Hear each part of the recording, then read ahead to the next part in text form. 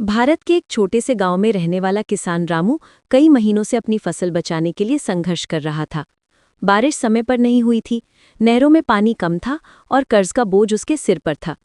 सुबह वो अपने सूखे खेत को देखकर दुखी होकर कहता है, अगर इस बार भी फसल बर्बाद हो गए तो घर कैसे चलेगा। उसी समय गांव के चौक में मुनादी होती है, सरकार की नई कृषक विकास सहायता योजना शुरू। किसानों को आधुनिक सिंचाई उपकरण, उन्नत बीज और खाद पर 50% तक सब्सिडी।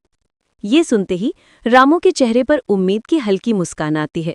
वो तुरंत पंचायत भवन पहुंचकर अधिकारी से पूछता है, भैया ये योजना कैसे मिलेगी, मुझे अपने खेत की बहुत चिंता है। अधिकारी प्यार से समझाता है, डरिए मत किसान भाई, बस आधार, बैंक अकाउंट और खेत के कागज ले आइए।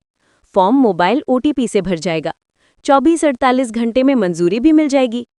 रामू घर लौटता है, सारे कागज लाता है और योजना का फॉर्म भर देता है। कुछ ही समय बाद उसके फोन पर मैसेज आता है, आपकी योजना स्वीकृत, सब्सिडी जारी। मैसेज पढ़कर उसकी आंखों में चमक आ जाती है।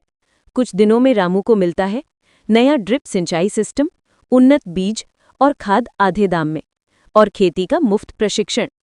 रामू नई ऊर्जा के साथ खेत में मेहनत करता है, ड्रिप सिस्टम लगाता है, बीज बोता है और हर दिन खेत की देखभाल करता है। थोड़े समय बाद सूखा पड़ा खेत फिर से हरा होने लगता है। धीरे धीरे खेत में हरी कोंपलें उगाती हैं।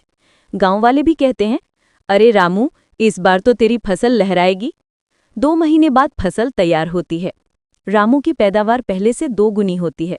फसल बेचकर वो कर्ज भी चुका देता है और घर में खुशहाली लौट आती है। रामू मुस्कुराकर कहता है, सरकार की योजना ने मुझे नई जिंदगी दी। मेहनत मेरी थी लेकिन सहारा समय पर मिला।